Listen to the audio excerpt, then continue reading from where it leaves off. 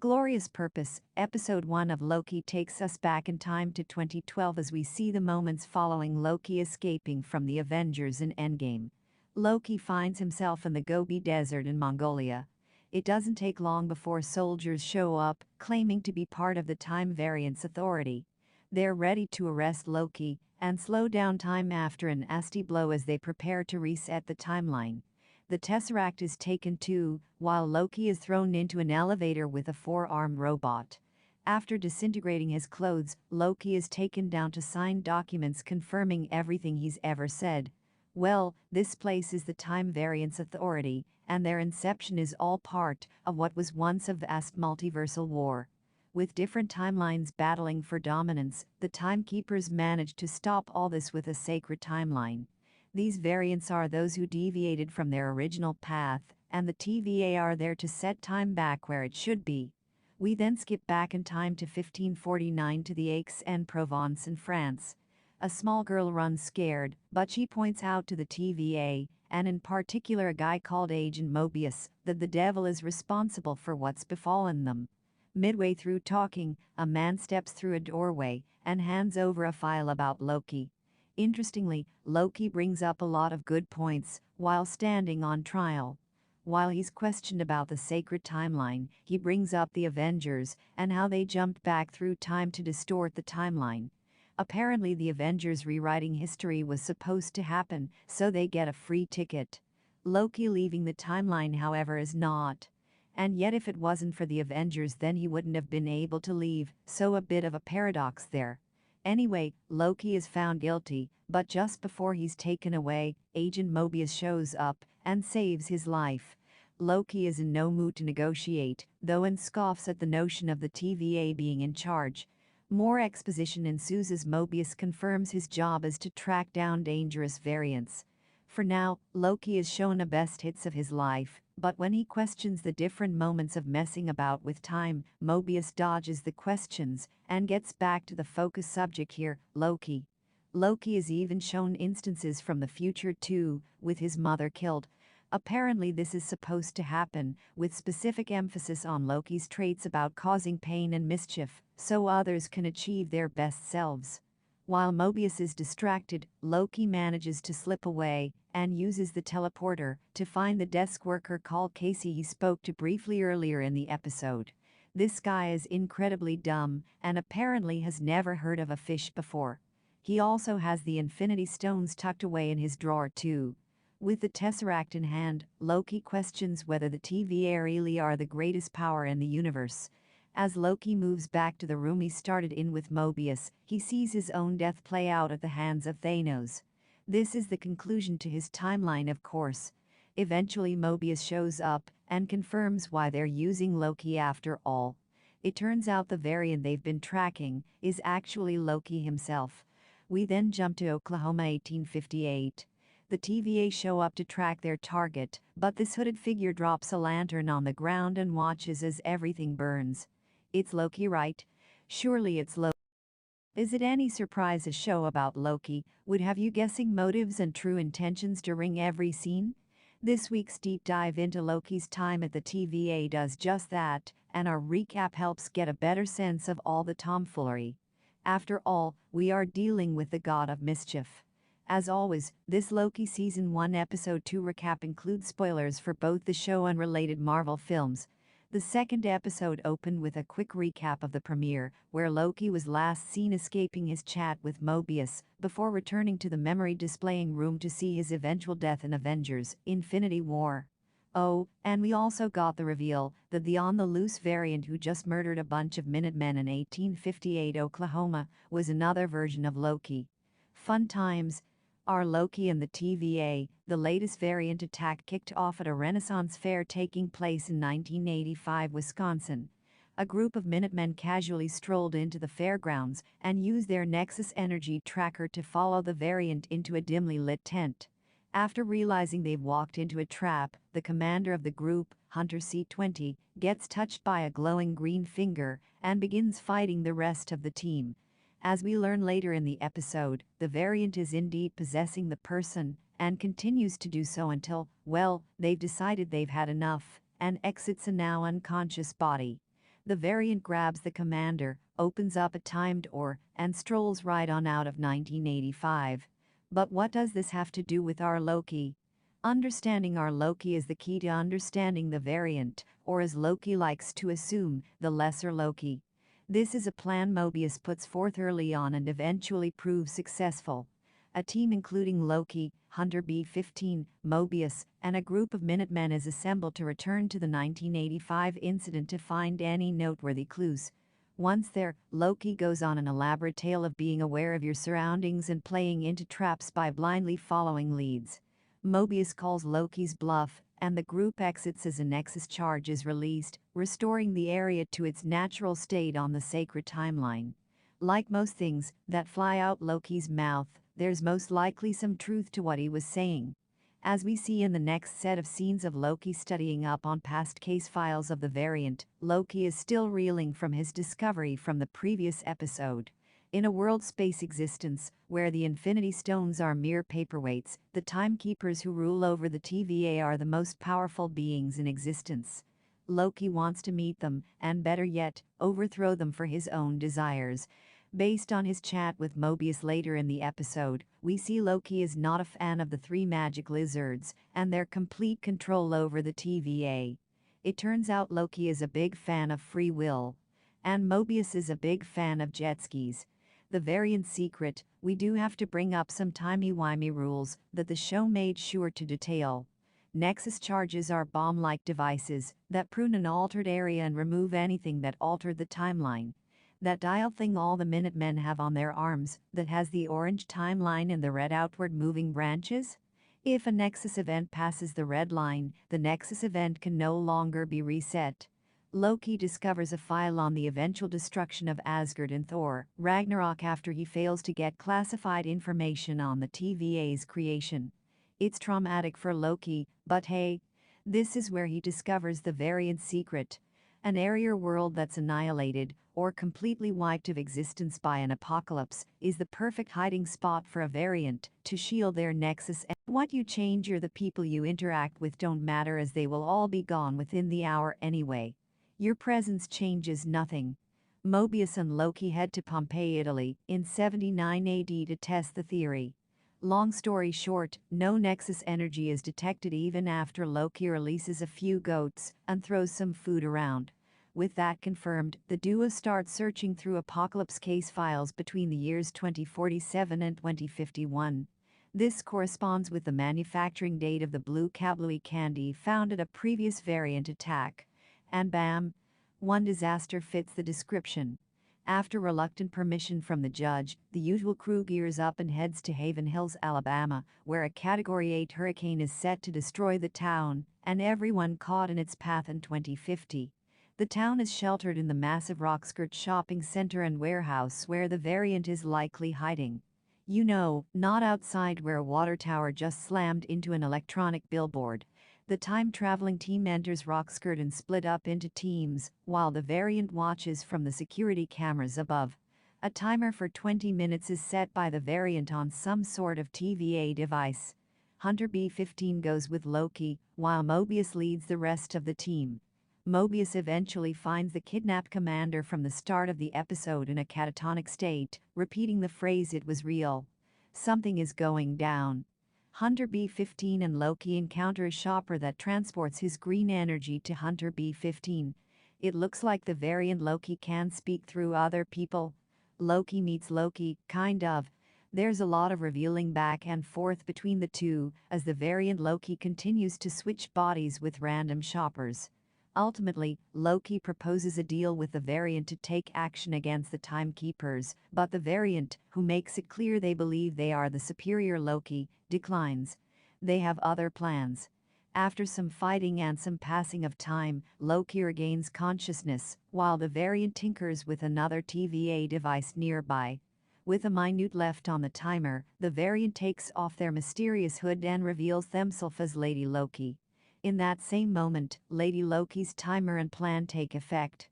Reset charges scattered all around the store are set off just before each one is pushed through different time doors. "Somebody just bombed the sacred timeline," yells a worker as they monitor the situation from the TVA. Indeed they did. Mobius runs towards Loki and just misses him as he makes a last-minute decision to follow Lady Loki through a timed door. Lamentis, episode 3 of Loki begins with our female trickster asking about the timekeepers and how many people are guarding them. All of this takes place in a restaurant, which of course is a projection. Back at the TVA, Sylvie heads in and starts taking out the guards. Loki, meanwhile, transports back inside too from his foray outside. He sports a knife and remains hot on Sylvie's heels as she leaves devastation in her wake. When he catches up with her, he suggests a truce. This, predictably, falls on deaf ears. She refuses to be called a Loki though, but the pair are forced to team up when they're teleported across to a planet called Lamentis 1. It's 2077, and the planet is being pelted with asteroids. We've got a ticking clock here though, as the moon is due to crash into the planet at any time. They seem to be safe inside though as they continue to argue over the tempad to bring them back. At a stalemate, the pair head out to visit a nearby town.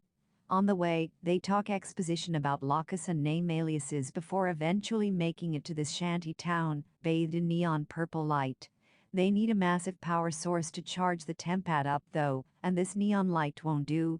One lady remains, and she's not best pleased to see them. Still, she confirms that everyone on this planet is left on the evacuation vessel. The only way to get there is to jump aboard a train. Loki and Sylvie decide to sneak aboard, donning disguises as they make their way on the carriages. They continue to talk though, with Loki and Sylvie discussing their motivations during this quiet patch. And by quiet I mean literally just sitting around with drinks talking about love. Well, to spice things up, Loki gets drunk and decides to start dancing and singing on the carriage.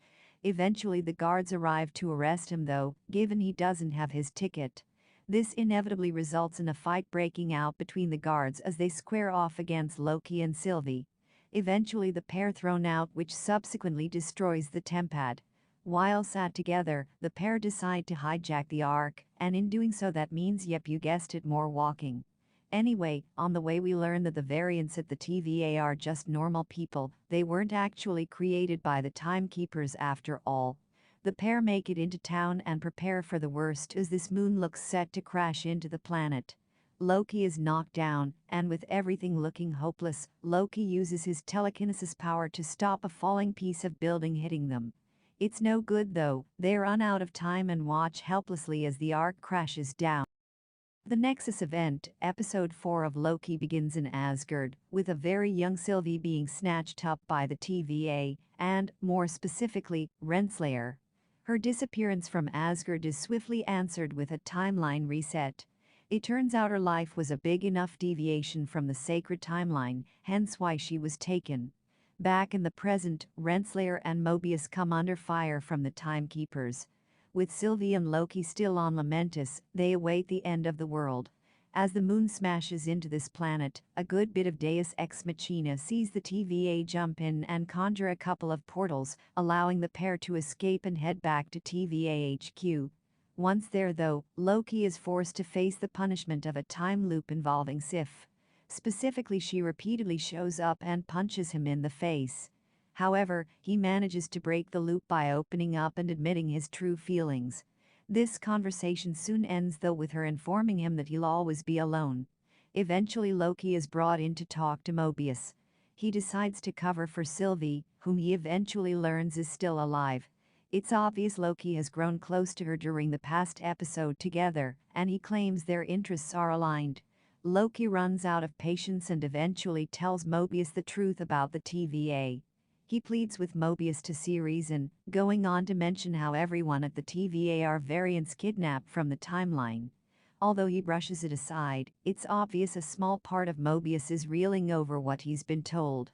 As he sits with Renslayer, Mobius eventually takes her tempad and decides to set out to see if she's telling the truth. She's not, as we soon come to learn, as Mobius's world comes crashing down around him. Elsewhere, Sylvie takes B-15 back to Roxkin and tells her the truth about being a variant. Journey into Mystery, episode 5 of Loki, begins with a slick establishing shot through the ruins of a city. A monstrous shadowy creature roars in the distance, prompting Loki and his variants to rush away. This is Aliath, as we soon come to learn, and it's there to destroy everything. Our Loki is not happy, demanding answers after being pruned.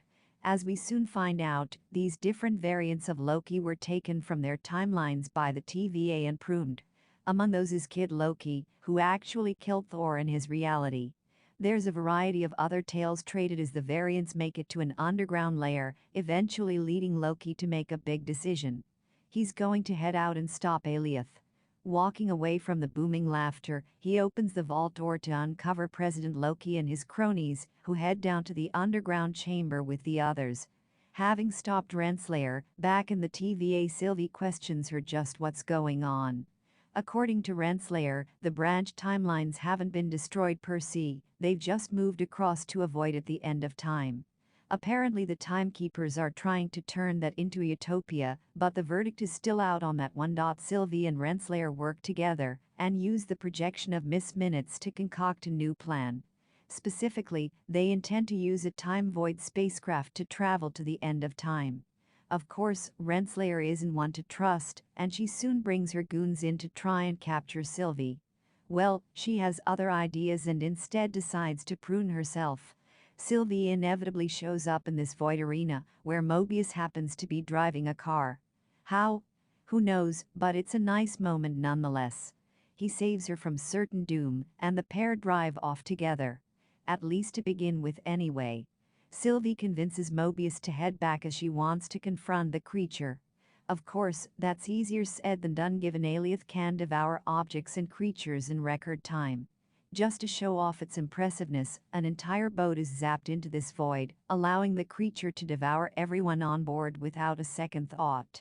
Sylvie, Mobius and Loki eventually reconvene where they come up with a new plan.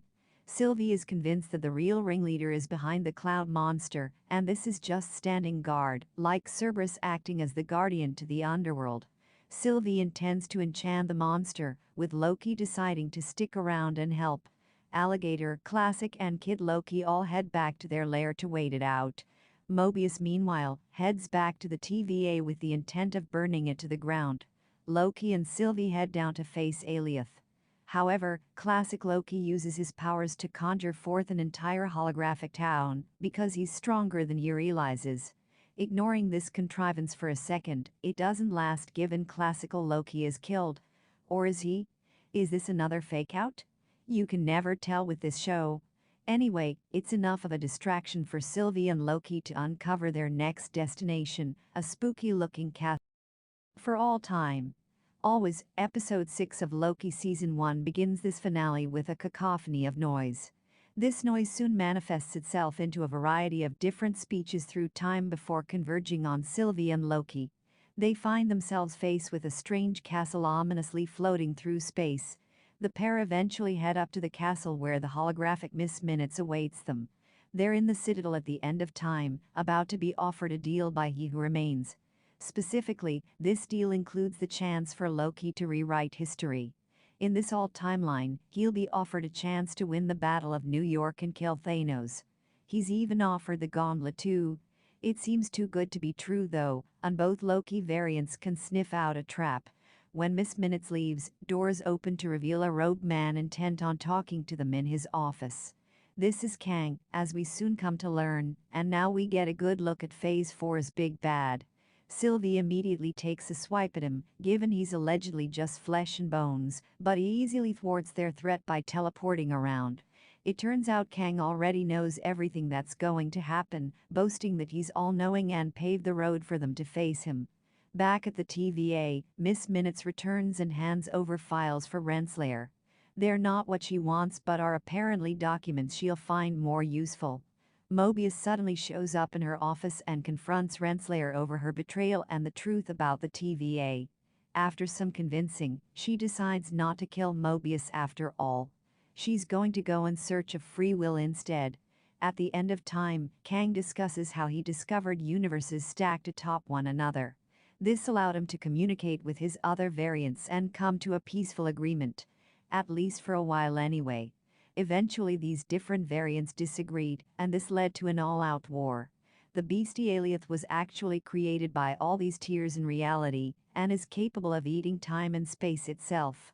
Kang, harnessing this beast's powers, allowed him to stop the multiversal war and caused a sort of peace to descend over everything.